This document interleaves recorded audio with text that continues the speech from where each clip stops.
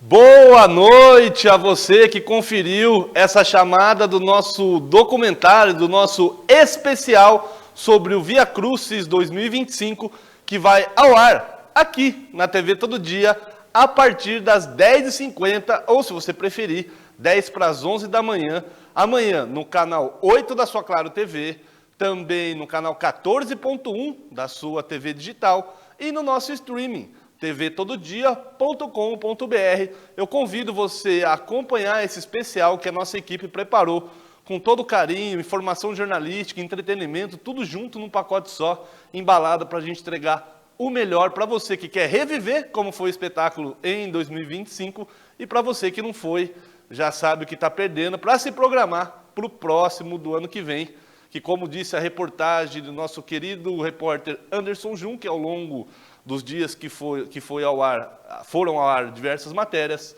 é uma reinvenção e a organização já está programando o próximo ano, certo? Então, 18 horas, mais 2 minutinhos no seu relógio da TV Todo Dia. Eu agradeço por você estar conosco no Jornal Todo Dia, terceira edição, ao vivo, diretamente dos nossos estúdios. E nesse clima religioso, a gente vai para uma notícia um pouco mais triste, que é a morte do Papa. O Via Crucis traz a alegria do espetáculo, do renascimento, e agora a gente traz essa notícia triste do Papa, um desdobramento, porque o Igor Sedano, nosso correspondente em Limeira, fez uma entrevista legal com um brasileiro que está na Itália e vai falar para você agora as percepções dele direto do país onde fica a região do Vaticano. Vamos acompanhar. Com a morte do Papa Francisco nesta última segunda-feira, dia 21 de abril, vamos saber como que está a movimentação na Itália. E nossa equipe vai conversar com um brasileiro de 30 anos, Lucas Guidotti, que mora na Itália. Ele é católico e conta pra gente como está sendo esses dias de funeral e também da despedida do Papa Francisco, um Papa muito querido também. Boa tarde, Igor. Primeiramente, é uma alegria participar aqui com vocês, diretamente da Itália. Mesmo num momento de muita comoção, um momento muito marcante na Igreja Católica e para todos os fiéis, não só católicos, mas de todas as religiões, né? E aqui na Itália, especialmente em Roma, no Vaticano, o clima é de grande comoção, como eu já havia falado para você. Pois o clima desse anúncio da morte do Papa veio num dia muito especial para nós, que é o dia da Pasquetta. No Brasil, comemoramos o domingo de Páscoa, na Itália, comemorado na segunda-feira, a Pasquetta. Então, foi uma notícia muito forte para todos nós aqui, em um dia muito especial. Guidotti relembra quando visitou o Vaticano em 2024 e pôde assistir uma missa de Papa Francisco. Ao final da missa, o próprio Papa, já debilitado, pedia por orações à sua saúde. Sim, confesso para você que até conversando aqui, respondendo essa pergunta, me vem à mente toda a lembrança daquele dia em que eu e minha esposa visitamos o Vaticano. Um dia em que, espiritualmente falando para você, foi um dia mais marcante da minha vida. Conhecer a Piazza de São Pedro, conhecer o Vaticano e participar de uma missa, de uma celebração religiosa no Vaticano. E, em especial, esse dia tem uma história bem legal para contar para vocês. A gente não imaginava ver o Papa, porque ele já estava com algumas questões de doença, alguns já estavam falando que ele não ia participar daquele domingo. E por ironia do destino e graças a Deus, né, eu e minha esposa podemos ter a oportunidade de conhecer o Papa pessoalmente, ali mesmo que pela janela. Foi um momento muito marcante em nossas vidas, a gente ficou muito emocionado e principalmente vendo a sensibilidade que o Papa tem e tinha, né, com todos os fiéis que ali estavam. Ele sempre gesticulando, acenando, sorrindo mesmo, tendo toda a dificuldade ali já da sua saúde e ficando cada vez mais difícil ali de fazer as aparições. Sim, inclusive dentro das aparições que o Papa fazia, né, no Vaticano, para os fiéis, ele sempre usava uma frase em italiano que era a seguinte: não dimenticate, em italiano, resumindo, né, não dimenticate di pregare per me. Traduzindo, né, para o português, não se esqueçam de rezarem por mim. Então, para nós, isso já era algo que iria acontecer, que a gente já estava esperando acontecer, mas como católico e como um admirador do Papa Francisco, a gente não quer que aconteça, né? Mas, infelizmente, de fato, a gente já esperava que isso aconteceria. E como que eu posso dizer para você, Igor? Por uma magia, um presente de Deus, se assim eu posso dizer para você. Ele foi morto, né? Ele morreu no domingo, no dia seguinte ao domingo de Páscoa, né? Então, para todos nós aqui da Itália, para todos os católicos, foi um dia de muita comoção, um dia muito especial para a igreja, né? Então, realmente o Papa Francisco, se eu posso dizer para você, ele escolheu o dia da partida, né? Porque foi, de fato, um dia muito especial para a Itália, para a igreja, para todo mundo, né? Lucas também comentou a respeito da religião na Itália, entre os mais jovens e também os mais idosos. Realmente, a Itália é um país cada vez mais secular, né? Onde a igreja está perdendo muito espaço, né? Então, os jovens hoje, pouco se fala de igreja aqui. A maioria das pessoas que frequentam a igreja são pessoas já mais velhas, pessoas de uma certa idade. E a gente está fazendo parte de uma renovação da igreja aqui. Inclusive, existe um medo muito grande de quem vai assumir o novo cargo, né, como Papa, se ele vai continuar as obras do Papa Francisco, ou se ele vai mudar, se ele vai ser mais rigoroso em relação às regras, em relação a qualquer novidade perante toda essa mudança do nosso novo cotidiano aqui europeu e também do mundo todo, né? O brasileiro que está morando na Itália já há algum tempo comentou a respeito do que esperar do próximo Papa e quais são as discussões principais entre os italianos e também a mídia italiana. Igor, em relação aos nomes, eu não vou saber dizer certamente para você, depois eu posso até te mandar. Sim. Mas eu estou acompanhando pela Rai TV aqui da Itália, que é uma emissora, a maior emissora da Itália, e estão falando muito em um italiano, que o sobrenome, se eu não me engano, é Parolin, que ele era um dos braços direitos ali do Papa em relação a toda a parte estrutural do seu papado. Mas também está vendo um nome muito forte, que é um cardeal da África, da República Democrata do Congo, se eu não me engano. Estão falando muito dele aqui também. Mas ainda muitas especulações. Muitas especulações, exatamente. Como foi na última votação, que o Papa Francisco foi eleito como Papa, né? Existiam muitas especulações ali. E colocaram, né, o Papa Francisco como o primeiro Papa latino-americano. E eu particularmente, eu espero, e acompanhando também na televisão italiana aqui, que pelo menos esse novo Papa, continue as obras do Papa Francisco. Continue sendo humilde, continue sendo um ser humano de verdade, além de tudo, né? Que valoriza a humanidade, valoriza os povos, valoriza todas as regiões, não só a católica. O Papa Francisco fez muito isso.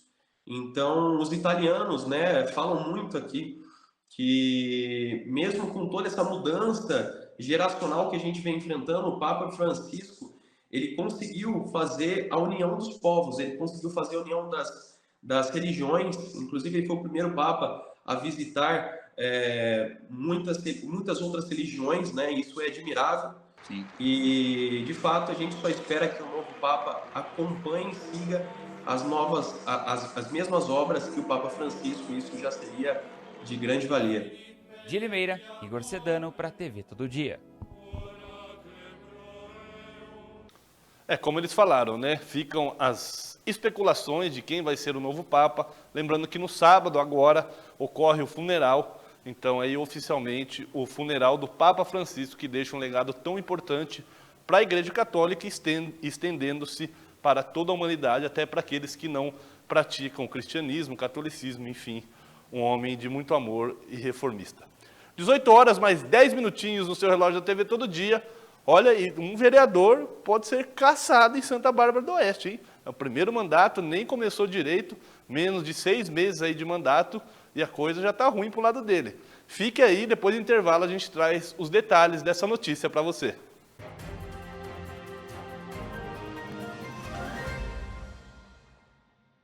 TV Todo Dia, 35 anos, conectada com você. Quando você pensa em internet fibra, só existe um nome: Tec Plus Telecom. Internet de alta velocidade, Wi-Fi grátis, canais de TV, streaming, câmeras de segurança por assinatura e Wi-Fi com tecnologia Rede Mesh. Sua casa, empresa ou condomínio conectado. Tudo isso com preço fixo que cabe no seu bolso. Líder, confiável e o mais bem avaliado da cidade. Tec Plus Telecom, a internet que conecta você ao que importa. Quer o melhor? Chama no WhatsApp 19 99708 5488 ou acesse tecplustelecom.com.br. Tec Plus tem bom atendimento. Tec Plus conectando você ao mundo. Um papo legal sobre saúde e de como viver bem. Toda quarta, às 11h15 da manhã, Ariane dos Reis tem um convidado especial para trazer dicas de saúde e bem-estar. Viver Bem, quarta, 11h15 da manhã, aqui na TV Todo Dia. 35 anos conectada com você. O melhor endereço para você ficar bem informado, tododia.com.br. Coloque em seus favoritos e tenha a melhor informação. TV Todo Dia. 35 anos conectada com você.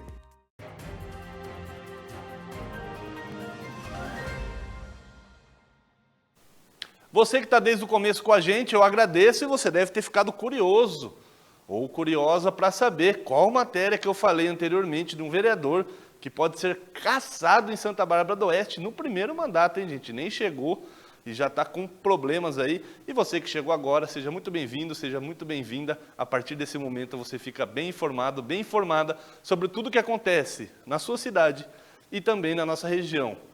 Vamos acompanhar o que disse o vereador Rony Tavares, lá de Santa Bárbara do Oeste?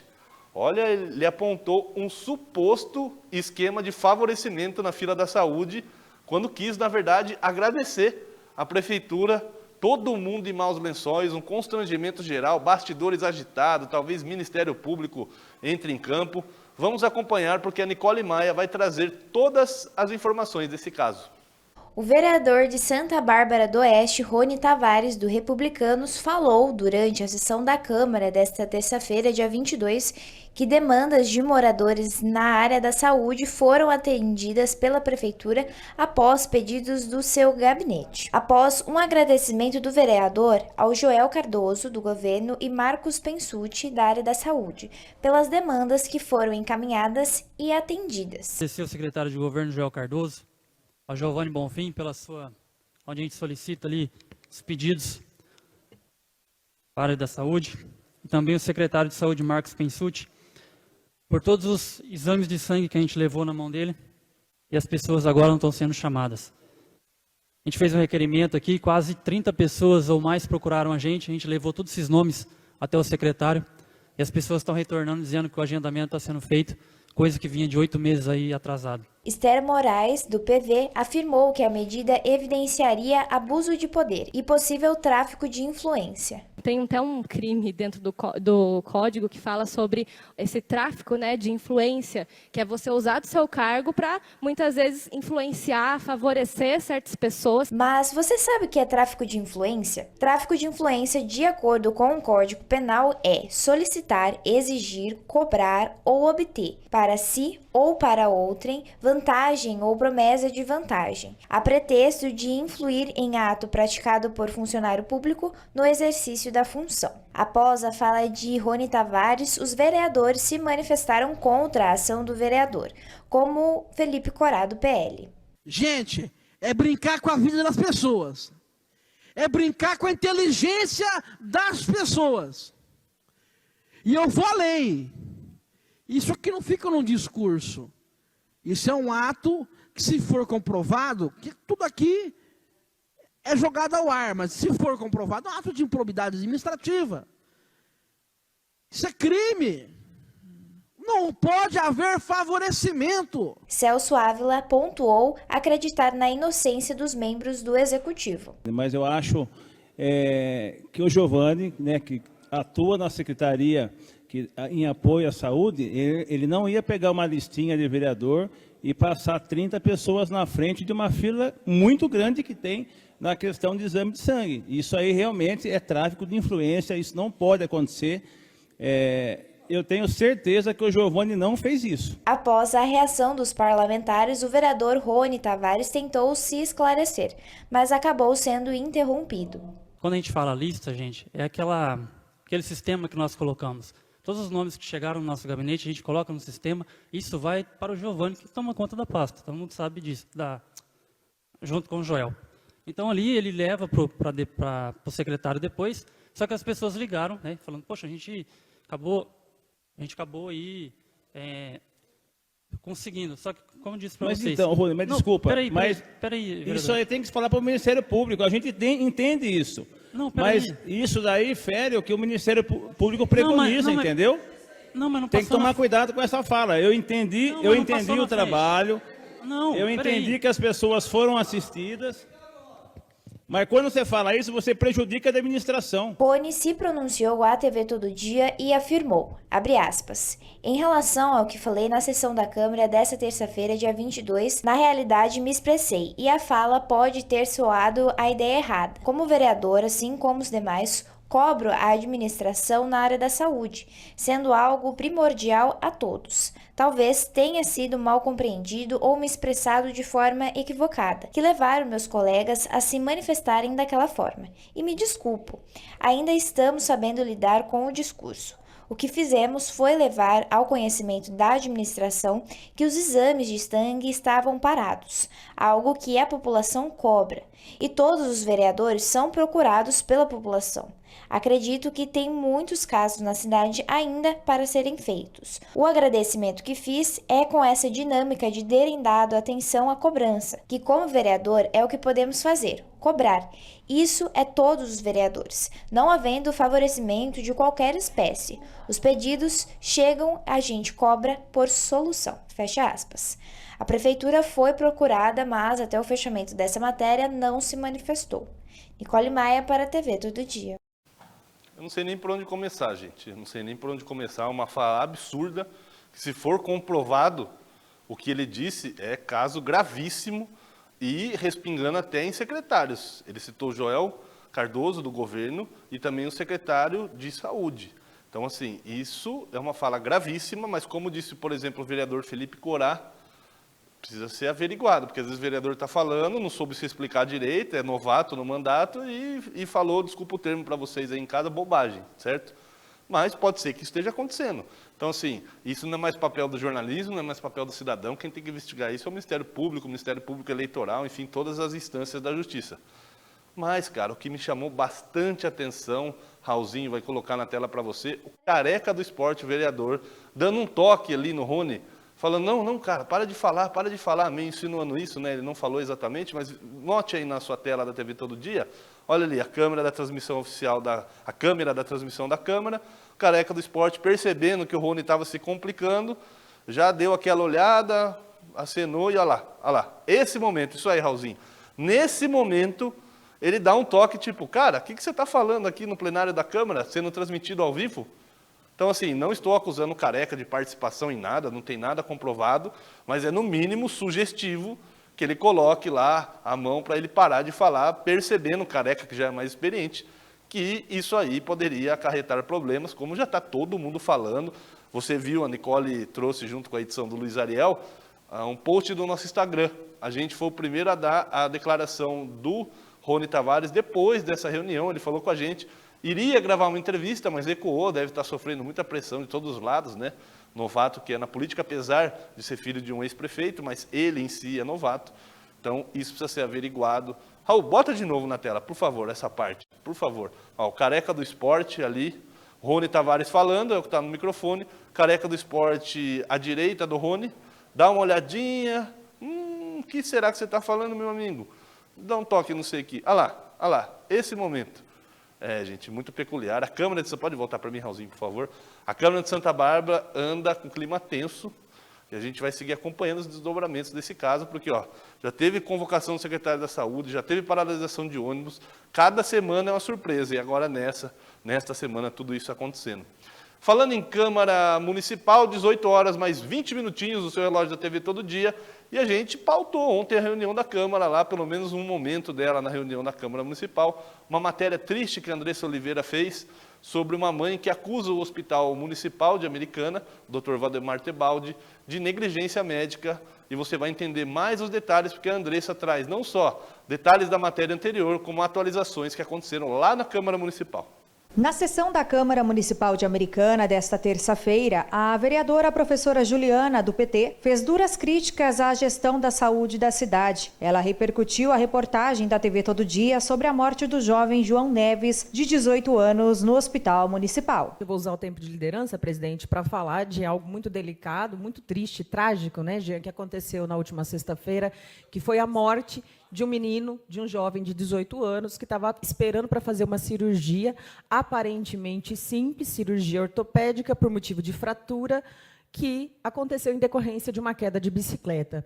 Então, quando a gente olha os comentários em relação a essa notícia que foi dada pelo Jornal Todo Dia na rede social, realmente o que fica para a gente é que a população de Americana, ela vive hoje um sentimento de revolta. Essa revolta, e é uma revolta com razão, e eu faço questão de trazer aqui, porque essa notícia ela me impactou muito, porque essa notícia trouxe o relato, o depoimento, né, a experiência da mãe que passou por esse luto, né, por esse óbito evidentemente prematuro. João deu entrada no hospital na última sexta-feira para realizar uma cirurgia na mão após cair de bicicleta. A família relata que mesmo internado, o jovem ficou sem previsão de cirurgia, em jejum e sem receber hidratação adequada. Esperou até no momento para poder fazer a cirurgia que ia ser na parte da tarde, não falou o horário.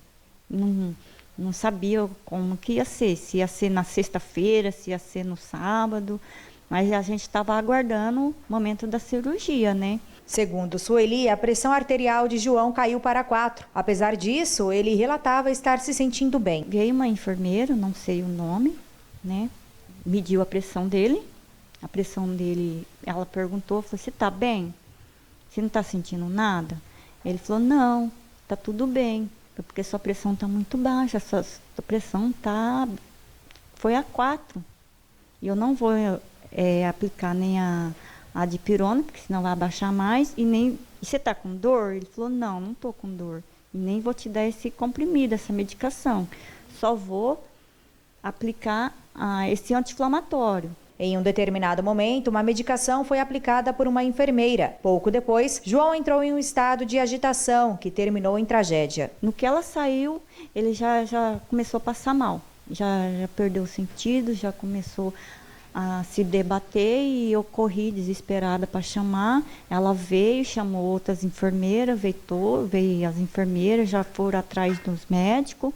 Vieram, acho que uns 3 médicos, vieram muito para socorrer ele, para ver o que poderia ser feito, né? Depois de 1 hora, mais ou menos, que eles me chamaram lá na sala e falou que ele veio a óbito, que não resistiu. Fizeram de tudo, né, para reanimar ele, mas infelizmente aconteceu essa fatalidade. Procurado, o Hospital Municipal afirmou que antes da cirurgia, o paciente apresentou uma súbita perda de sinais vitais, seguida de uma parada cardiorrespiratória. Apesar de todos os esforços realizados pela equipe médica para reverter o quadro, infelizmente o paciente evoluiu a óbito. Ainda de acordo com o Hospital Municipal, o corpo foi encaminhado ao Instituto Médico Legal, IML, onde será realizada a necropsia para determinar a causa da morte. A unidade de saúde lamentou o caso. Enquanto isso, Sueli, a mãe de João, ainda busca por respostas. Ela quer entender o que aconteceu com o filho. Eu preciso saber mesmo o que aconteceu. Quero justiça, quero saber se foi por causa da medicação ou o que foi. Seja lá o que foi, eu preciso saber. Andressa Oliveira, para a TV Todo Dia. Um caso triste, gente, mas que exige a nossa atenção e a gente está em contato ainda com a família para saber quando que o Hospital Municipal, cujo posicionamento você acompanhou na matéria, vai informar para ela a causa da morte, que por enquanto a causa está em análise, algo similar, não exatamente esse termo, mas a família não sabe o que causou a morte dele. Então, assim, o mínimo que a família merece é uma resposta e, no máximo, uma investigação mais aprofundada, porque tem que entender o que aconteceu. E quem viu primeiro essa matéria triste, que a Andressa Oliveira trouxe para você, foram os nossos seguidores das redes sociais, @Jornal Todo Dia, Instagram e Facebook. No domingo, a gente colocou em primeira mão essa matéria, no meio do feriado, fizemos toda a nossa parte jornalística, pedimos posicionamento da prefeitura, aguardamos mais de 8 horas e publicamos, e depois que eles mandaram a nota, a gente atualizou a matéria. Então, @Jornal Todo Dia no Instagram e no Facebook, você acompanha conteúdos exclusivos em primeira mão, muitas vezes aí, fazendo essa força. Esse vídeo, por exemplo, nas redes sociais, só no Instagram, tá, gente? Acabei de ver aqui, 400 mil visualizações. É isso mesmo, menos de 7 dias, 400 mil visualizações. Orgulho de toda a nossa equipe que trabalha, nossa direção, todo mundo que dá suporte para que você receba o melhor conteúdo, a melhor apuração é aqui na TV Todo Dia. Vamos terminar nosso rolezinho, nosso tour pelas câmaras municipais, falar um pouco de Piracicaba. Olha, o prefeito antigo teve muito problema quando ele decidiu fazer diversas obras que travaram as entradas da cidade. E ele não foi reeleito, ficou em 5º lugar, uma votação, quase ele perdeu na votação absoluta para o Ari Pedroso, que foi o vereador mais votado em números absolutos, por pouco ele não perde para um vereador, o que é uma vergonha, desculpa o termo aqui, para quem está no cargo. Isso prejudicou muito a eleição dele, nem as coisas boas que talvez ele tenha feito foram consideradas, e está acontecendo a mesma coisa agora com o novo prefeito Elinho Zanata, hein? Ele está no seu primeiro mandato em Piracicaba, mas já foi prefeito de São Pedro, charqueada por 2 mandatos, deputado estadual, é experiente, mas, pelo que a população está percebendo, está cometendo os mesmos erros. E na Câmara Municipal de Piracicaba vai ter uma audiência pública para discutir essas obras que estão travando a rodovia Geraldo de Barros, que é uma continuação da SP-304, mas que liga Piracicaba a São Pedro. Falei demais, né? Mas tem mais informações agora com Vladimir Catarino. Discutir a criação de rotas de fuga e debater soluções viárias a fim de melhorar a segurança no trânsito e minimizar engarrafamentos decorrentes de obras na rodovia Geraldo de Barros, a SP-304, na altura dos quilômetros 169 em Santa Terezinha e 171 na Balbo, motivou a Câmara Municipal de Piracicaba a realizar uma audiência pública proposta pelo vereador Cássio Falapira, do PL. Foram convocados diversos representantes, entre eles o secretário de Obras, Infraestrutura e Serviços Públicos, Luciano Celêncio. Congestionamentos têm sido problema para os usuários da rodovia. Os parlamentares destacam que a via é essencial para a ligação entre municípios, desempenhando um papel crucial na mobilidade regional e demandando atenção especial para a segurança viária. Ainda de acordo com o texto do requerimento, os congestionamentos têm gerado grandes transtornos com duração de até 2 a 3 horas de trânsito parado, trazendo complicação para o trânsito da rodovia e também das avenidas do entorno. Após audiência pública, um documento deverá ser elaborado e enviado à Artesp e também ao governo do estado de São Paulo. Vladimir Catarino para a TV Todo Dia. Valeu, seu Catarino, obrigado pelas informações. Olha, fica aí, porque a gente vai trazer uma história emocionante de uma aluna em Limeira que teve um tratamento de uma doença e voltou depois de mais de um ano e foi recebida por todos os coleguinhas, a equipe de uma escola. Fica aí, a gente já volta, vamos para o nosso rápido intervalo e voltamos em breve.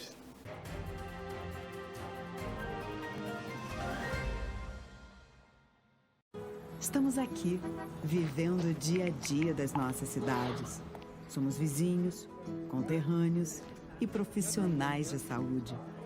Uma rede de pessoas que cuida e coopera para levar tranquilidade e qualidade de vida a cada canto do Brasil. O maior sistema cooperativo de médicos do mundo está aqui. Aqui tem gente. Aqui tem vida. Aqui tem Unimed. TV Todo Dia, 35 anos, conectada com você.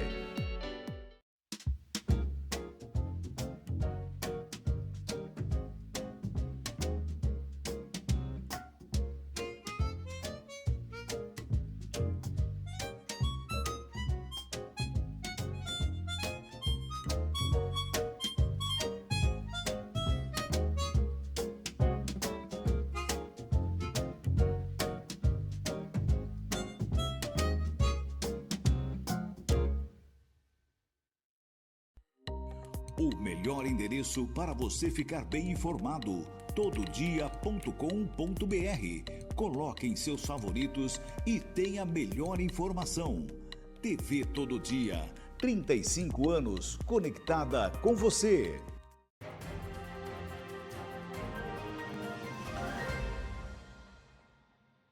Seis e meia em ponto no seu relógio da TV Todo Dia, sempre agradecendo sua participação, sua companhia, sua audiência, enfim. Muito obrigado. Muito obrigado mesmo por estar conosco. E agora a gente vai para um setor econômico tão importante para o desenvolvimento da região. E em Americana está rolando a Tecnotêxtil Brasil 2025 e o Diegão, nosso Diegão, Diego Rodrigues, foi lá acompanhar e conversou com gente importante, hein? Vai trazer todas as informações para você. Teve início nesta terça-feira uma das maiores e mais importantes feiras do setor têxtil do país, a Tecnotêxtil Brasil 2025, realizada na FIDAM, a Feira Industrial de Americana. A iniciativa é uma oportunidade única para profissionais da área, empresários e estudantes se atualizarem sobre as mais recentes inovações, tecnologias e tendências do mercado têxtil. O presidente da FIDAN, Leandro Zanini, falou com a nossa equipe de reportagem. E a gente está vendo uma intensa presença de visitantes, são mais de 300 marcas aqui expondo na FIDAN, em Americana, durante a Tecnotêxtil Brasil. Então, a nossa expectativa é muito grande de ter um grande movimento de venda, de network, de troca de experiências e principalmente de atualização de um setor que é tão importante para a nossa região. E nós temos destaques aqui na área de química verde, né, empresas que estão trazendo produtos sustentáveis, tem na área de energia também, né, energia fotovoltaica, tem a energia de controle para tinturarias, com caldeiras. Nós temos máquinas aqui moderníssimas que têm consumo e produtividade alta, então tem bastante coisa mesmo. Tem que vir visitar. Nós temos visitantes também de fora do Brasil, né, que estão aqui vindo para o nosso evento.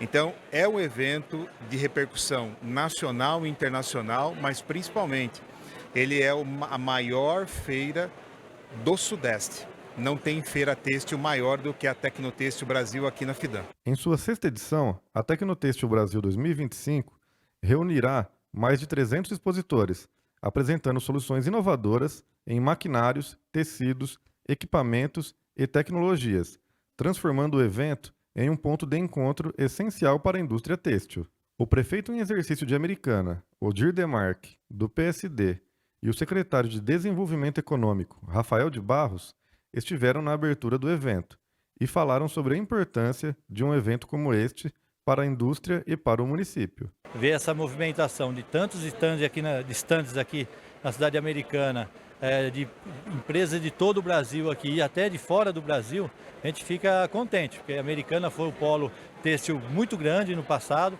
a gente acabou perdendo um pouco e a gente está resgatando tudo isso, né? E não é só a gente ver aqui essa movimentação, as feiras, o que a gente pode sair de negócios aqui na feira, o mais importante também tem os hotéis da cidade americana. Um pouco antes de vir para cá, a gente teve informações aí que todos os hotéis da cidade americana estão todos lotados.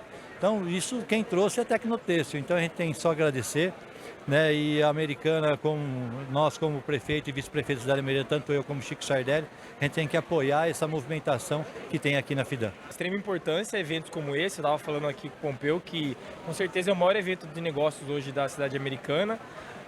Nós fomos reconhecidos recentemente aí como uma cadeia produtiva local do setor têxtil, então isso vem marcar o território mesmo desse setor que continua muito forte. Tem muita gente que tem a crença, né, principalmente americanense, tem a crença de que o setor têxtil já passou do tempo áureo dele, mas não.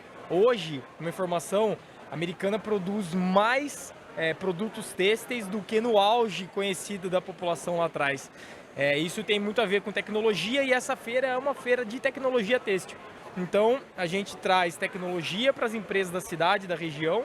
A gente traz, na parte de turismo, a gente traz muitas empresas de fora que vão se hospedar aqui, que vão se alimentar aqui, que vão trazer recursos para a cidade, né? E é isso, como eu disse, marca o território aí de que a Americana é realmente um polo têxtil, um dos maiores da América Latina. E essa feira que já teve em 2023 e que esse ano foi maior do que a de 2023 e está com fila de espera, então tem espaço aí para aumentar ainda mais, para se tornar referência aí no Brasil todo. Um destaque é a quantidade de empresas de fora do país que estão aqui. Então, quando você entra lá, as primeiras são todas chinesas e, ao mesmo tempo, tem várias empresas de Americana aqui, né? A gente não tem aqui os produtores de tecido, a gente tem empresas de equipamentos. Então, talvez você esperasse um pouco menos empresas da cidade, mas não, tem várias empresas da cidade aqui também, o que mostra que a gente não tem só o produtor, mas a gente tem a cadeia toda aqui. E é isso que faz a gente ser reconhecido como uma cadeia produtiva local. A edição de 2025 contará com uma programação robusta, incluindo palestras, apresentações de tendências, workshops e demonstrações ao vivo, que proporcionarão aos visitantes uma visão detalhada das tecnologias mais recentes que estão transformando a indústria têxtil. O diretor do grupo Febratex, Elvio Pompeu, destacou alguns dos pontos da feira. Principalmente equipamentos com automação industrial, equipamentos cada vez produzindo mais com um custo menor de energia. Isso é muito importante, com a preocupação sempre com a sustentabilidade, a preocupação de usar produtos e fios novos, produtos recicláveis, e tudo isso é o que nós estamos vendo aqui. É um crescimento muito grande, principalmente para os profissionais, e o que é mais importante da feira é trazer os seus funcionários, os seus colaboradores, visitarem, visualizarem tudo aquilo que as máquinas estão fazendo, porque é a maior aula prática que pode ter na Tecnotêxtil Brasil. Tem uma expectativa de números de quanta gente vai passar por aqui até sexta-feira? Nós tivemos em 2023 em torno de 15 mil visitantes. Nós dobramos nesse ano o número de inscritos online, então a gente espera passar dos 22 mil visitantes na feira de 2025. As inscrições para visitantes podem ser feitas até o último dia do evento, mas é recomendável garantir a participação com antecedência, devido à alta demanda. O site oficial do evento oferece informações detalhadas além das inscrições para os visitantes. Conversamos com os primeiros visitantes do evento, como o empresário Luiz Fernando da Silva e o funcionário da indústria Luigi Guerschel, de São José dos Campos. Essa feira é muito importante, tanto que eu nem sou da região aqui de Americana, eu sou da Grande São Paulo. Eu vim exclusivamente hoje aqui para conhecer uma máquina em específico de uma fabricante lá do Sul. Então essas feiras, além de aproximar a gente, fica mais fácil, traz algumas inovações, e principalmente nós na indústria que vemos procurando inovação a todo momento, automatização, né, novos processos, otimização. A gente sofre com o problema que é a mão de obra, infelizmente, né? Então essas máquinas, essas feiras trazem muitas coisas boas para a gente. Achei bacana, tem bastante tecnologia hoje chegando, né, para ajudar a gente aqui na parte tecnológica, né, de tudo que a gente está precisando aqui. Novidades, bastante coisa bacana aqui na feira. Teve algum destaque ou destaques que o senhor viu aí que gostou bastante? Cara, nossa, teve uns equipamentos aí que, puxa vida, impressionou, viu? Tem umas coisas bacanas aqui, né? Gostei mesmo. Diego Rodrigues, para a TV Todo Dia. Valeu, seu Diegão. E olha, você que ainda não foi, a feira Tecnotêxtil segue durante toda a semana. Vale a pena dar um pulinho lá, não só pela questão econômica, mas pela questão histórica, né, gente? Afinal, Americana, toda a região que foi fundada sob essa força têxtil. Então é importante até para quem quer se aprofundar na economia histórica da nossa cidade e da nossa região. Falando em região, vamos dar um pulinho em Campinas? A Isabela Braz vai contar para você que uma nova etapa do Minha Casa Minha Vida chegou à cidade. Vamos acompanhar. O programa Minha Casa Minha Vida destinará 3% das moradias subsidiadas pelos fundos de arrendamento residencial a pessoas em situação ou trajetória de rua.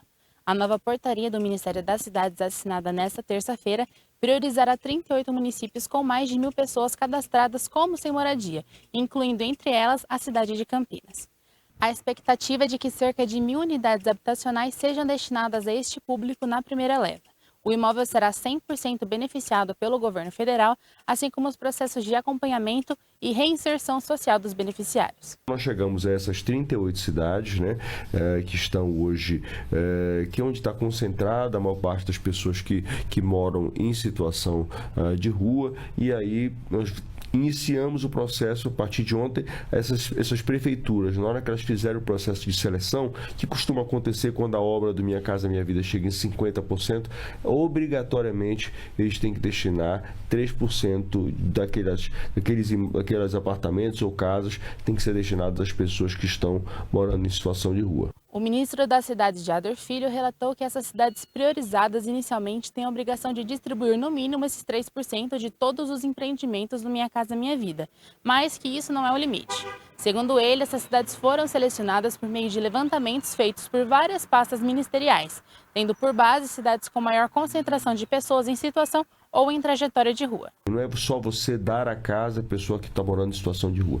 Tem todo um trabalho que acontece previamente com essas famílias, durante o processo de inserção delas no condomínio e o pós, porque você precisa reinserir aquelas famílias no mercado de trabalho, cuidar da questão da saúde, da educação das crianças, das mulheres, dos idosos. Então a gente precisa fazer todo um acompanhamento que acontece antes, durante e depois que aquela família foi receber o processo de seleção. Então tem que verificar quais são os equipamentos que tem que estar perto, Porque vamos supor o seguinte, se de repente dentro daquela família você tem uma pessoa que sofre de um problema de saúde, é um usuário de drogas, então você precisa ter todo o processo de acompanhamento.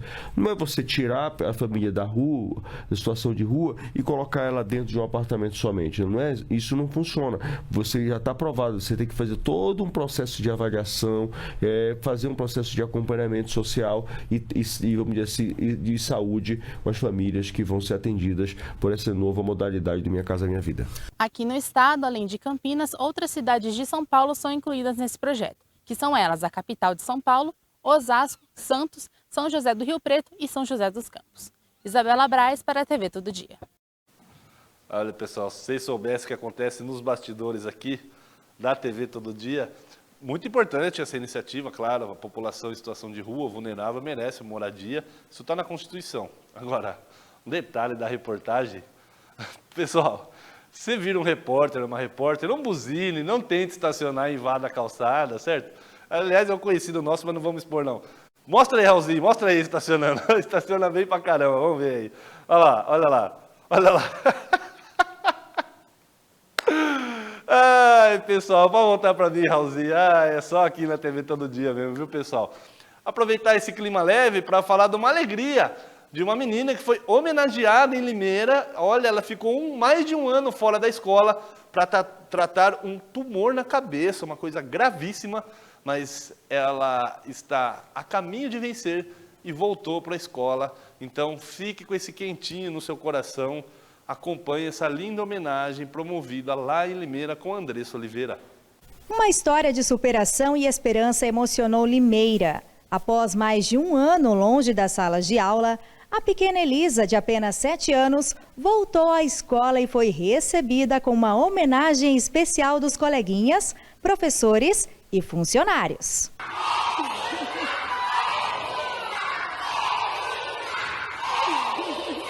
Em 2024, Elisa foi diagnosticada com um tumor na cabeça. Uma luta difícil, mas que ela enfrentou com coragem. Nesta terça-feira, no Colégio Maria Aparecida de Gaspari, no Jardim do Lago, a volta da menina se transformou em um momento de celebração. Com cartazes, aplausos e muito carinho, a recepção marcou não só o retorno às aulas, mas um recomeço de uma nova fase da vida da menina que comoveu toda a comunidade escolar.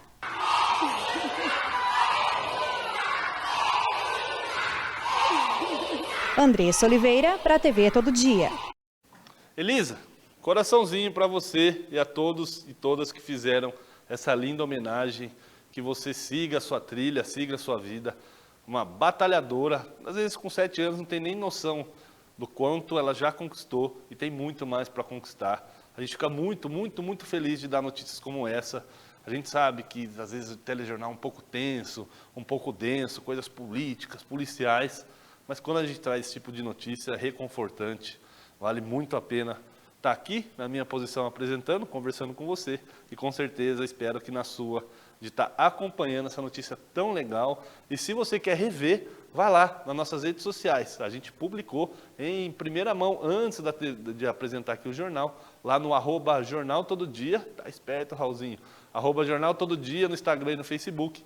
Já também viralizou lá. Deixe seu comentário de apoio, deixe todo o seu carinho para toda essa atmosfera positiva criada para a menina Elisa retornar às aulas e que tenha um longo trajeto de sucesso durante toda a sua vida. 18 horas mais 45 minutinhos, vamos para um rápido intervalo, a gente volta já.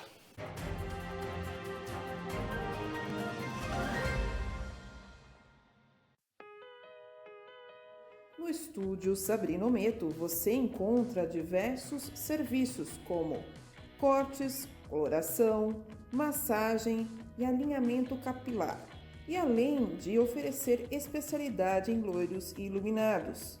E não poderia faltar os cuidados com as unhas, através de serviços de manicure, pedicure, unhas de fibra e podologia, além de spa dos pés e reflexologia.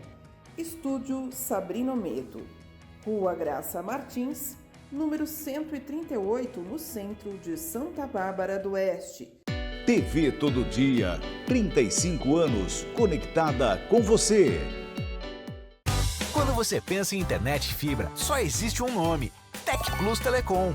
Internet de alta velocidade, Wi-Fi grátis, canais de TV, streaming, câmeras de segurança por assinatura e Wi-Fi com tecnologia Rede Mesh. Sua casa, empresa ou condomínio conectado. Tudo isso com preço fixo que cabe no seu bolso. Líder, confiável e o mais bem avaliado da cidade. Tec Plus Telecom, a internet que conecta você ao que importa. Quer o melhor? Chama no WhatsApp 19 99708 5488 ou acesse tecplustelecom.com.br. Tec Plus tem bom atendimento. Tec Plus conectando você ao mundo. Segunda, 11h15 da manhã, tem Diálogos. O apresentador Anderson Junque recebe personalidades da cultura e educação, sempre com assuntos relevantes e de muito aprendizado. Diálogos, segunda, 11h15 da manhã, aqui na TV Todo Dia. 35 anos conectada com você.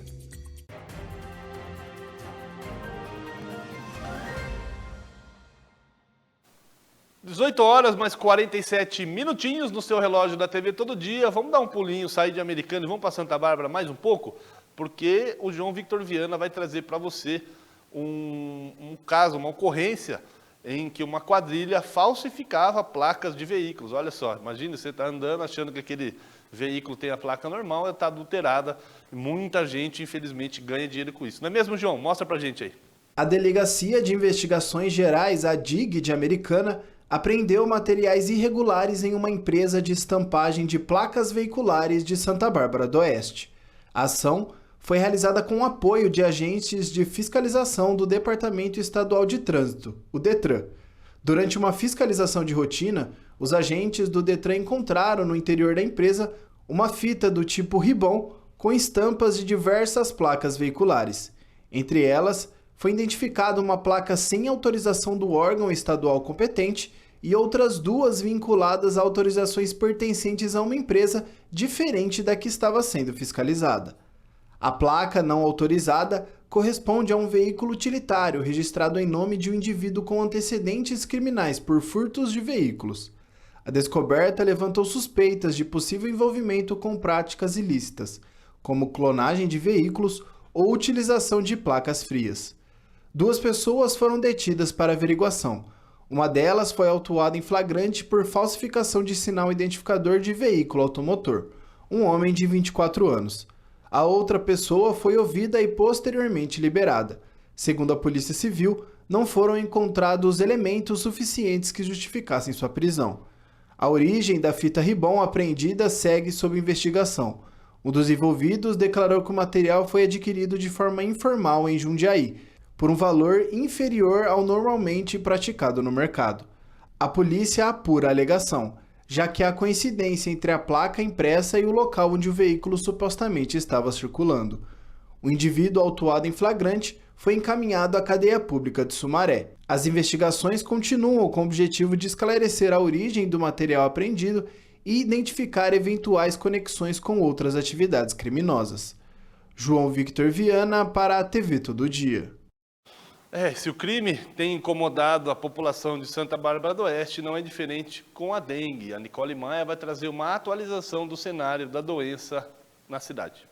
A Secretaria de Saúde de Santa Bárbara do Oeste confirmou mais 4 óbitos por dengue em 2025. Com isso, o município chega a 13 mortes e já ultrapassa o número de vítimas fatais registradas pela doença no ano passado, quando foram registrados 12 óbitos ao longo do ano. As 4 vítimas mais recentes faleceram no mês de março. Todas são mulheres, 2 com idades entre 65 e 70 anos, uma dentro da faixa etária de 45 e 50 anos e outra com idade de 70 a 74 anos. De acordo com o painel de arboviroses do governo de São Paulo, Santa Bárbara do Oeste ainda possui 3 óbitos em investigação. Em 2024, Santa Bárbara confirmou 6.547 casos de dengue ao longo do ano. Já em 2025, são 3.903 confirmações da doença nos 4 primeiros meses. O Departamento de Vigilância em Zoonoses zoonoses e do setor de combate de vetores, de acordo com a Prefeitura,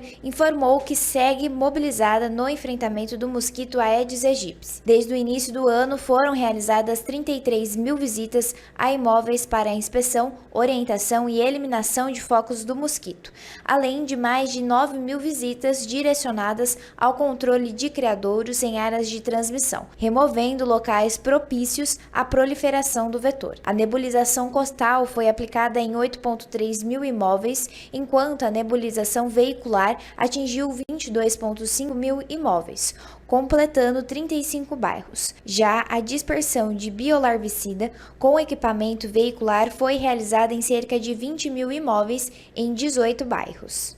Nicole Maia para a TV Todo Dia. Valeu, Nicole. Vamos seguir na área da saúde? Porque, olha só, o Hospital Municipal Dr. Valdemar Tebaldi, aqui em Americana, onde fica sediada a TV Todo Dia, está promovendo uma campanha diferente de doação de sangue. O Felipe Gomes vai mostrar para você como é que funciona. Em uma iniciativa que tem como objetivo fortalecer a rede de apoio e garantir estoques adequados, o Banco de Sangue do Hospital Municipal Dr. Valdemar Tebaldi, em Americana, disponibiliza um programa de parceria com grupos e instituições.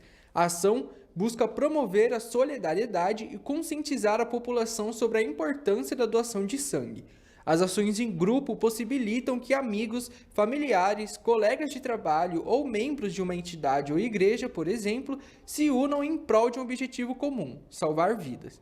Ao se organizarem para realizar uma doação coletiva, esses grupos não apenas aumentam a quantidade de sangue disponível, mas também incentivam outras pessoas a se engajarem.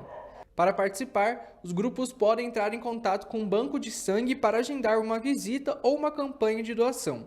Doar sangue é uma das formas mais eficazes de ajudar a salvar vidas. Cada doação pode beneficiar até 4 pacientes em necessidade de transfusões, seja para tratamento de doenças, cirurgias ou emergências. O processo de doação é rápido, seguro, não precisa de agendamento e pode ser realizado por pessoas com boa saúde entre 16 e 69 anos, acima de 60 anos, desde que já sejam doadoras com mais de 50 quilos. Para doar, é necessário apresentar um documento com foto e estar bem alimentado. Os interessados podem procurar a unidade de segunda a sexta-feira, das 7h30 da manhã a 1h da tarde, com entrada pelo estacionamento da Rua Cuiabá, no Jardim Nossa Senhora de Fátima. Para dúvidas ou informações sobre como realizar a campanha em grupo, tem o telefone disponível 19 3468 1739. Felipe Gomes, para a TV Todo Dia.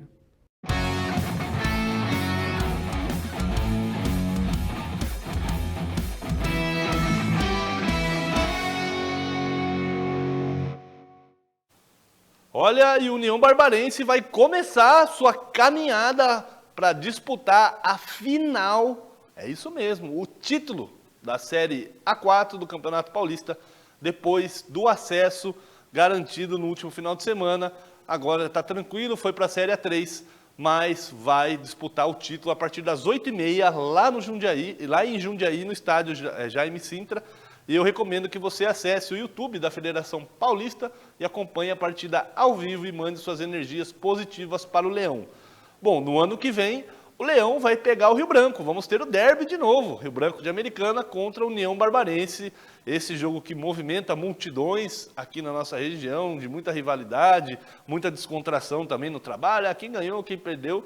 E o Rio Branco, que vai ser um desses protagonistas do derby do ano que vem, apresentou um novo treinador. É isso mesmo, João Victor Viana? Conta pra... O Rio Branco anunciou nesta quarta-feira a chegada de Fábio Totti, de 46 anos, como técnico para a disputa da Copa Paulista 2025. O novo treinador do Tigre chega com contrato válido até o final do Paulistão Série A3 de 2026. Com passagens por clubes como São Bento e Desportivo Brasil, Totti enfrentou o Rio Branco nas quartas de finais da Série A3 deste ano, comandando a equipe de Porto Feliz. Na ocasião, os times empataram por 0-0 em Americana e o Tigre da Paulista garantiu a classificação ao vencer por 3-1 fora de casa. Fábio Totti será o terceiro treinador do Rio Branco nesta temporada. O clube iniciou o ano sob o comando de Leandro Mellit, demitido na 12ª rodada da Série A3. Em seguida, Luiz Carlos Martins assumiu a equipe por 3 rodadas da fase de classificação, até a eliminação nas semifinais do estadual. O elenco rio-branquense se reapresenta no mês de maio para o início da intertemporada visando a Copa Paulista. A competição está prevista para iniciar no dia 15 de junho. O Rio Branco também anunciou nesta semana a primeira renovação de contrato com o jogador. Trata-se do meio-campista Marcelo Gil Fernando, o Marcelinho. Ele foi camisa 10 e um dos artilheiros da equipe no Paulistão Série A3 deste ano. O contrato do meia também é válido até o final da Série A3 do ano que vem. João Victor Viana para a TV Todo Dia. Ô Vladimir Catarino, você está lendo os classificados aí na redação? O que você está procurando aí? É você, é algum clube da região? Vamos entender essa história com o Vladimir Catarino, vamos lá. Procura-se treinador com experiência na Série C do Campeonato Brasileiro, que goste de usar jogadores das categorias de base e que consiga levantar o astral do time depois de 2 derrotas. Este poderia ser um anúncio dos classificados do jornal Todo Dia, mas é a realidade do Guarani, que perdeu Maurício Souza após a derrota para o Brusque. Rodrigo Pastana, executivo de futebol do clube, culpa a janela de transferências e também o calendário pelos tropeços.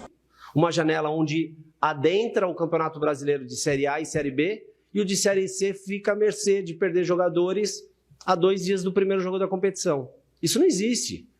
Tudo bem, ainda bem que nós tivemos também competência e sorte de fazer a maioria dos contratos aqui anuais e por isso da manutenção de 90% do elenco também, que a gente fez com convicção, com características já que o Maurício queria e ainda bem que o Maurício também é um cara ponta firme e convicto do que a gente pode construir aqui e também não cedeu a nenhuma sondagem de outros clubes, porque esse tipo de janela acaba com qualquer planejamento.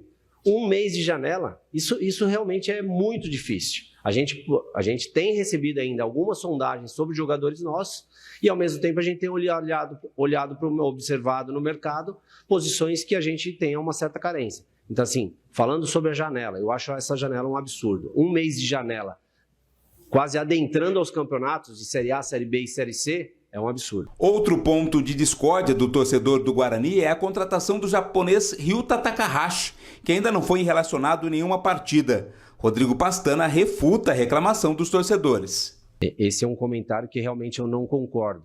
Então a gente está trazendo um japonês, é o Ryuta, que é um jogador que tem muita qualidade técnica. É claro que aqui ele vai ter um tempo ainda para se adaptar, para a gente ver qual é essa competitividade dele, mas é um jogador que a gente recebeu ótimas informações e, claro, por essa ligação nossa com o mercado japonês, acho muito interessante porque não só a visão desportiva, mas a visão de gestão, a visão de marketing, tem algumas coisas que são muito interessantes nesse contexto e para quem não quer avaliar isso é porque prefere realmente fazer comentários absurdos sobre o Japão ser um mercado ainda de terceiro mundo no futebol. Enquanto não tem um novo treinador, o Guarani vai ser comandado de forma interina por Marcelo Cordeiro. O próximo jogo da equipe é na segunda-feira, contra o Caxias, no Estádio Centenário, no Rio Grande do Sul.